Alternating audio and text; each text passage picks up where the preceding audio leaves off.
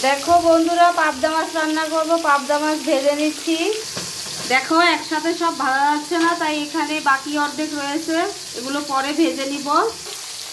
প্রথমবারের মাছগুলো তুলে নিয়েছি, এখন আবার দিয়েছি। দেখো মাছ ভাজা তেলে কালিজিরা ফোড়ন দিলাম।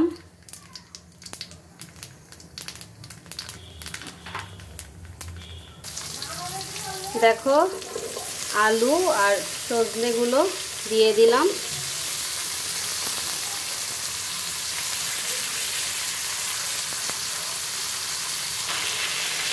দেখো ভালো করে আলু আর সজনাগুলো ভেজে নিব। আলু আর সজনা ভালো করে ভাজা কমপ্লিট। হলুদের গুঁড়া দিয়ে দিলাম, মরিচের গুঁড়া, দেখো লবণ দিয়ে দিলাম। এবার জল দিয়ে মশলাটা ভালো করে কষিয়ে নিব। দেখো বন্ধুরা, আলু আর সজনাটা খুব সুন্দর করে কষিয়ে নিয়েছি।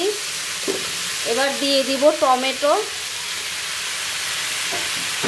টমেটো দিয়ে বেশিক্ষণ কষাবো না, ঝোলের জন্য জল দিয়ে দিব।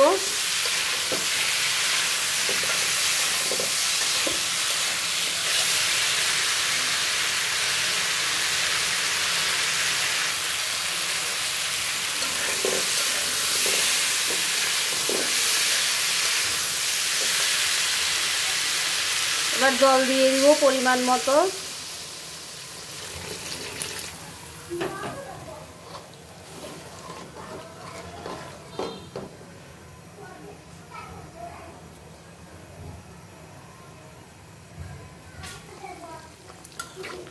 দেখো মাছের ঝোলটা ফুটে উঠছে। এবার ভাজা মাছগুলো দিয়ে দিব।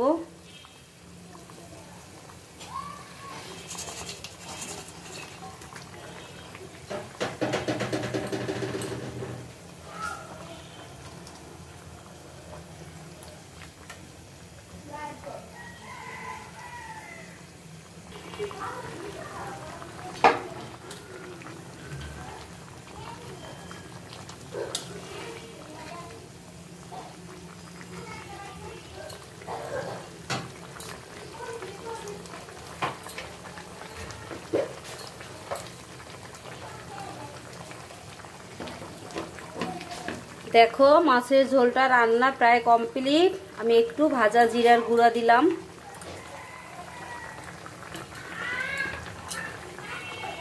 গরমের দিনে এরকম সাজনা দিয়ে মাছের ঝোল, পাতলা মাছের ঝোল খেতে বেশ ভালোই লাগে।